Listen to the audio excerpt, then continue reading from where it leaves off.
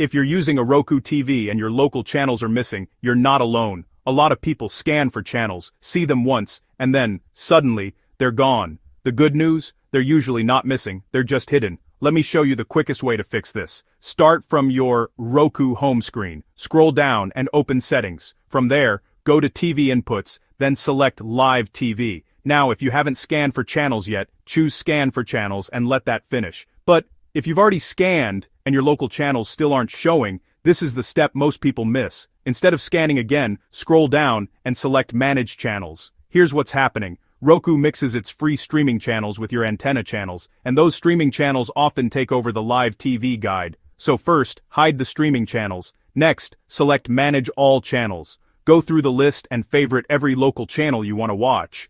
You'll know it's done when each local channel has a heart icon next to it. Once that's done, press the Home button. Now, instead of opening the Live TV guide from the side menu, select Live TV directly. Or even better, do this final step if you still don't see your channels. Go back to Settings, TV Inputs, Live TV, choose Rename and change it to Antenna TV. Now return to the home screen. You'll see Antenna TV listed clearly. Open it, and there they are. Your local channels should now appear normally and stay in place. And if you ever want Roku's free streaming channels back, just go to Manage Channels and unhide them. That's it. Quick, simple, and no extra apps needed. If this helped you, drop a like, share it with someone who's stuck, and let me know in the comments if it worked on your Roku TV.